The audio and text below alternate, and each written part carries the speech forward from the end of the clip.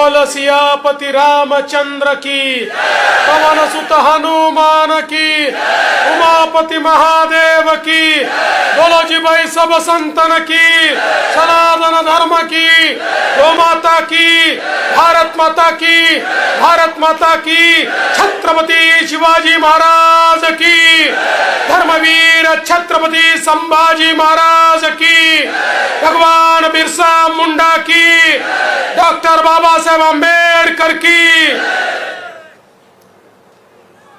हिंद विश्व राज्य के सरसंस्थापक छत्रपति शिवाजी महाराज को मैं नमन करता हूं।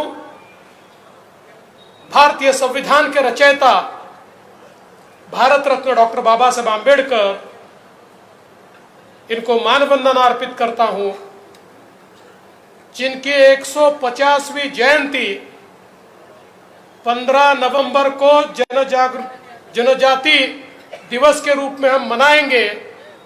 ऐसे अंग्रेजों से हमारे आदिवासियों के जल, जमीन और जंगल के लिए लड़ाई करने वाले भगवान बिरसा मुंडा, इनके चरणों में नतमस्तक होता हूं। और आज धारणी की इस प्रचार सभा में हमारे बीच उपस्थित आधुनिक झांसी की रानी, मेरी लाडली बहन नवनीत राणा जी, हमारे विधायक धर्मपुरी के कालू सिंह ठाकुर जी, हम सभी के जनप्रिय और 23 तारीख को आपके आशीर्वाद से जो आमदार विधायक बनने वाले हैं, सुबह और शाम केवल राम, सुबह और शाम, सुबह और शाम केवल राम काळे जी, और जिन्होंने हमारे कहने पर यह ऐलान कर दिया कि केवल राम जी के पीछे हम खड़े रहेंगे, ऐसे प्रभुदास भिलावेकर जी, रमेश मावस्कर जी, अप्पा जी पाटिल, सुधीर जी रसे, श्याम जी गंगारड़े, दुर्गाताई बिसंदरे, लक्ष्मण जी जांबेकर, गजानन जी खांडके, वेदांत सुरपाटने, शिवा काकड़े, सुरेंद्र पटेल, सुशील गुप्ता, क्षमा चौकसी, साहेबराव कोठाड़े, सुखदेव पवार, राजा पाटिल, दिनेश बछले, सदाशिव खड़के, शैलेश मालवीय, गोविंदा पाटिल, शशिकला झाड़े, कोमल चौहान, सुनील खानजोड़े, दुर्योधन जावरकर, नीरज मालवीय, गोविंद पाटिल, सुदर्शन शिंदे, रोहित पाल, मंचासीन, सभी महानुभाव और यहां पर उपस्थित सभी बड़ी संख्या में उपस्थित मेरी सभी लाडली बहनें और उतने ही लाडले भाइयों,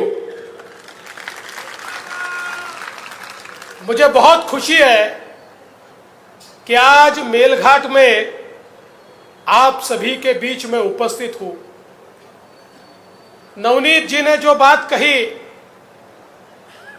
इस मेलघाट से मेरा एक नाता है, क्योंकि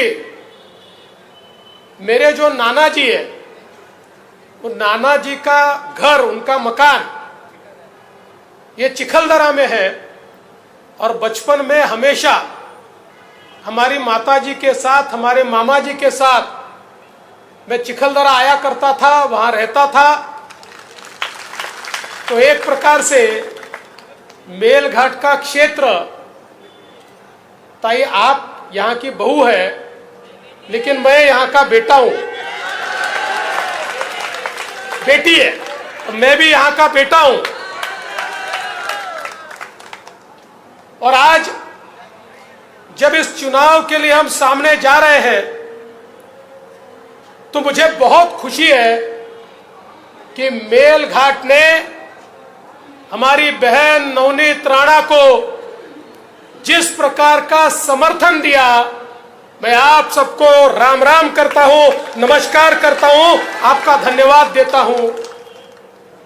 अगर हमारे साथी बेईमानी नहीं करते तो सिर्फ मेलघाट के भरोसे ये 16,000 की लीड हम खत्म कर देते और हमारी नवनीत ताई ये लोकसभा में पहुंच जाती। लेकिन छोड़िए, अब फिर एक बार मैदान में उतरे और मुझे पूरा विश्वास है अब के मेलघाट ऐसा वोटिंग करेगा कि पूरे अमरावती जिले का रिकॉर्ड मेलघाट में टूटेगा। और जिसके राम नाम में ही राम है, हमारा तो नारा क्या है, जो राम को लाए हैं हम उनको लाएंगे। हम भी राम को लेकर आए हैं, अब उनको लाने की जिम्मेदारी किसकी है? आपकी जिम्मेदारी है और मेरा विश्वास है आप निश्चित रूप से उनको लाएंगे। बहन नवनीत जी ने कुछ बहुत महत्वपूर्ण मांगे की है। मैं ऐसा मानता हूं जिस प्रकार से चुनाव के पहले भी और चुनाव के बाद भी नवनीत जी ने मेलघाट के साथ संबंध रखा, संपर्क रखा। मेलघाट आज उनका परिवार है।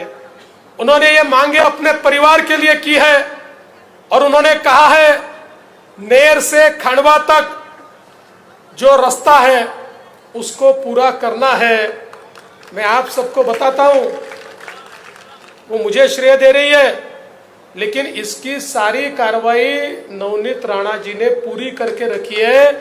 आखिरी धक्का लगाना है, वो धक्का मैं लगाने वाला हूं और ये पक्का करके दूंगा। और साथ साथ ताई आप बोल देना चुरनी वालों को, बोल देना वहां एडिशनल तहसील तैयार होगी यानी होगी। और ये जो फॉरेस्ट वाले, इनको तो सीधा थोड़ा करना ही पड़ेगा। अब ठीक है, वो अपना काम करते बेचारे, सब खराब नहीं है, कुछ जरा थोड़े ज्यादा आगाऊ किस्म के लोग हैं, बाकी तो अच्छे लोग हैं। लेकिन आप चिंता मत करो, हमारे किसी भी गोपालक को फॉरेस्ट वाले तकलीफ नहीं देंगे, ये मैं आपको वादा करता हूं। और स्काई वॉक के साथ साथ वो तो कंप्लीट हो रहा है। देखिए नवनीत ताई कितनी होशियार है, उन्होंने साथ में केबल कार की भी मांग कर दी कि उनको मालूम है ये दो चीजें साथ में हो गई तो सारे पर्यटक वहीं आने वाले, फिर कहीं जाने वाले नहीं है। तो मैं आपको विश्वास दिलाता हूं, आप प्रपोजल तैयार कीजिए, पूरा करने की जिम्मेदारी मैं लेता हूं। और हमारे दूध के हमारे जो किसान हैं, हमारे जो भाई हैं, दूध का व्यवसाय करते, वैसे तो अपने क्षेत्र की रबड़ी भी बहुत प्रसिद्ध है, हम खाने आते थे, अभी भी कोई खिलाता नहीं है, खिलाए तो खा लेंगे। लेकिन मैं आपसे निवेदन करता हूं, हमारी इतनी माताएं बहनें बैठी है, नवनीत ताई आप हमारे किसी बचत गट के माध्यम से दूध पर प्रक्रिया करने का एक कोऑपरेटिव इस प्रकार का यहां पर व्यवसाय शुरू कीजिए, उसको पूरी मदद 100% सब्सिडी ये मैं राज्य सरकार की ओर से दूंगी। और यहां पर जो कोऑपरेटिव हमारे मिल्क पर एक प्रकार से दूध पर प्रक्रिया करने का कारखाना शुरू करना है, ये हमारे महिलाओं के माध्यम से आप शुरू कीजिए, उसको पूरा करने की जिम्मेदारी मेरी है। हमारे दूध के जो किसान हैं, गोपालक हैं, इनको ज्यादा से ज्यादा दूध का दर मिले, इसके लिए ये करना बहुत जरूरी है और इसको निश्चित रूप से हम आगे बढ़कर करेंगे। ये सरकार आपकी सरकार है। पिछले 2.5 सालों में जिस प्रकार से हमने काम किया है, और प्रभुदास जी बता रहे थे 14 से 19 जिस समय में मुख्यमंत्री था, हमने लगातार मेलघाट के क्षेत्र में अलग अलग प्रकार के विकास के काम किए, लेकिन जैसे ही यहां पर महाविकास आघाड़ी की सरकार आई, इन सारे कामों पर रोक लगी। बताइए 2.5 साल तक हमारा स्काई वॉक रोकने का पाप किसने किया? महाविकास आघाड़ी की सरकार ने किया। अरे फिर हमारी सरकार आई तो हमने उसका काम शुरू किया और अब उसका काम भी हम समाप्त करने वाले हैं।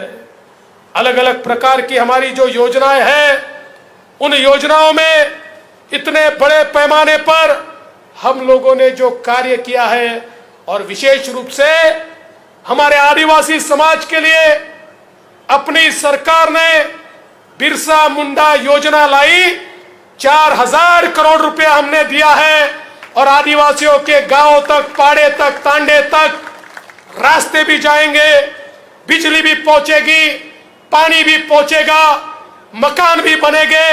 और साथ साथ हमारे प्रधानमंत्री जी ने तो हमारे आदिवासियों के लिए 24,000 करोड़ रुपए हमको दिए हैं।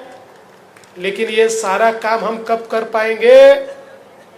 अगर कमीशन खोर विधायक रहेगा तो होगा क्या? तुम्हारे लिए पैसा हम भेजेंगे और वो जेब में डाल के निकल जाएगा तो जमेगा क्या? अरे ऐसा आदमी चाहिए जिसने तुम्हारे लिए, आपके लिए भेजा हुआ पैसा एक एक पैसा आप तक पहुंचाना चाहिए। ऐसा हमको विधायक चाहिए। और इसीलिए केवल राम जी को मैदान में उतारा है। धन्यवाद यशवंत काळे जी, शुभम खोड़े जी, धन्यवाद। इसलिए हमने केवल राम जी को मैदान में उतारा है। और अब चिंता मत कीजिए, अब ये सारा विकास का पैसा आप तक पहुंचाया जाएगा।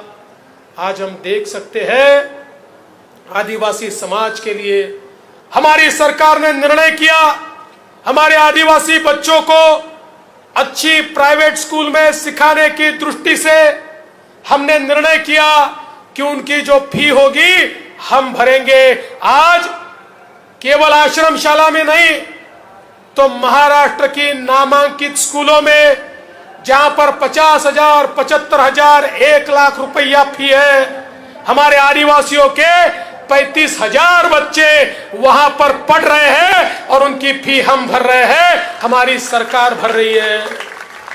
हमारी सरकार ने निर्णय किया अगर आदिवासी बच्चों को हॉस्टल में जगह नहीं मिलती तो हम लोग 40,000 से 60,000 रुपए तक उनको निर्वाह भत्ता देते हैं और उसके माध्यम से वो प्राइवेट रूम में रहकर, प्राइवेट मेस में खाना खाकर अपनी पढ़ाई पूरी कर सकते हैं।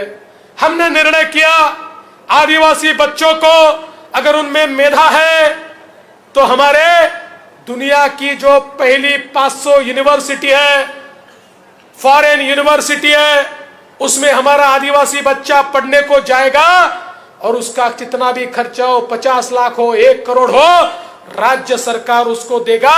हमारे 100 से ज्यादा बच्चे हर साल दुनिया की यूनिवर्सिटीज में जा रहे हैं और अपना नाम रोशन कर रहे हैं।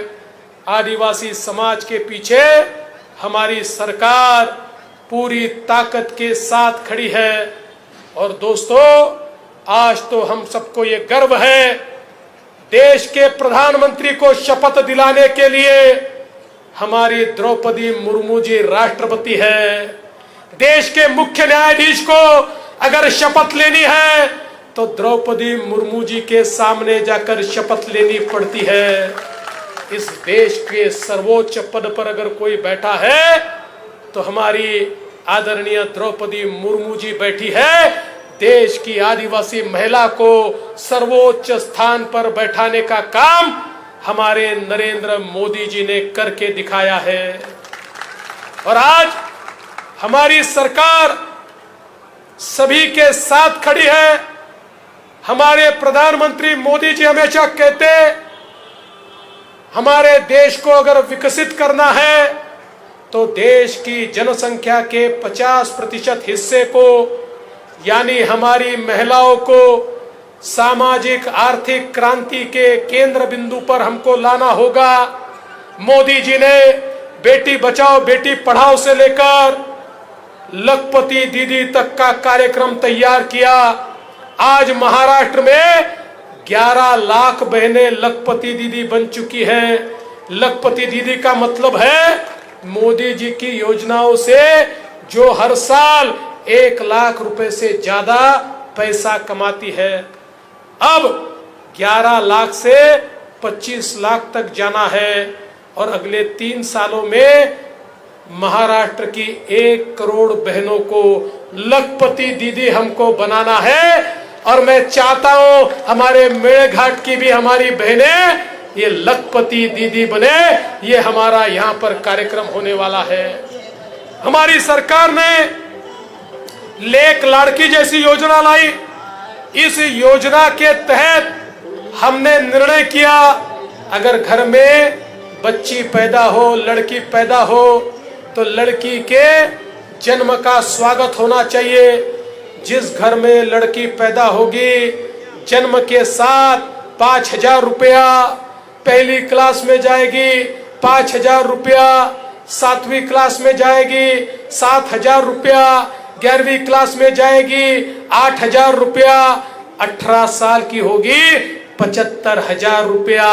1 लाख रुपया उस घर को मिलेगा जिसके यहाँ बेटी पैदा होगी। वो बेटी नहीं लक्ष्मी है। ये भावना तैयार होनी चाहिए। ये निर्णय अपनी सरकार ने लिया। इतना ही नहीं, हमारी बच्चियों को उच्च शिक्षा मिले। आज उच्च शिक्षा लेनी है, डॉक्टर बनना है, इंजीनियर बनना है, 2 लाख 3 लाख 4 लाख की फी है। हमारे गरीबों के घरों में अगर पढ़ाने की बात आती है तो बेटे को तो पढ़ाया जाता है और बेटी को कहा जाता है बेटी तू तो शादी करके जाने वाली है, हमारे पास एक को ही पढ़ाने का पैसा है, हम बेटे को पढ़ाएंगे। बेटी होनहार हो तब भी बेटी को नहीं पढ़ाया जाता। लेकिन हमारी सरकार ने निर्णय लिया।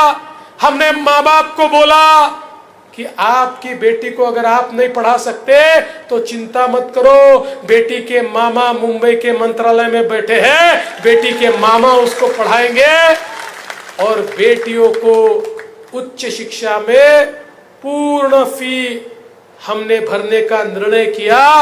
डॉक्टर बने, इंजीनियर बने, MBA बने, BBA बने, BSc करे, एग्रीकल्चर करे, 1 लाख 2 लाख 4 लाख जो भी फी हो अब राज्य सरकार उसकी फी भर रही है। इसके साथ साथ दूसरा निर्णय हमने लिया। हमने महिलाओं को ST में 50% कंसेशन दिया।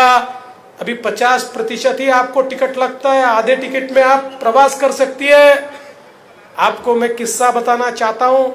ये निर्णय जब लिया तो ST के लोग हमारे पास आए और कहने लगे कि यहाँ पर आप ST में 50% कंसेशन मत दो, हमारी ST पहले ही नुकसान में है, ये और नुकसान में चली जाएगी।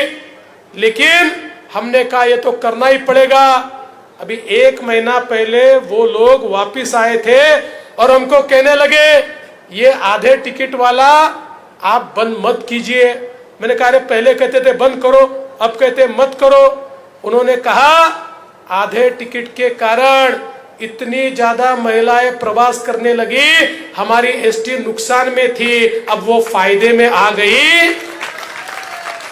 फिर मैंने जरा पता किया कि ये क्या हो रहा है तो मेरे ध्यान में आया हमारी जो लाडली बहनें हैं उन्होंने अब हमारे जीजा को बोलना चालू किया, अरे अगर तालुका जाना है, जिला जाना है तो मैं ही जाऊंगी, तुम जाते हो तो टिकट भी दुगना लगता है, वहां जाकर तंबाकू खाते हो, पान खाते हो, खर्रा खाते हो, क्या क्या करते हो, पैसा खराब करते हो, मैं जाती हूँ तो पैसा बचा के आती हूँ।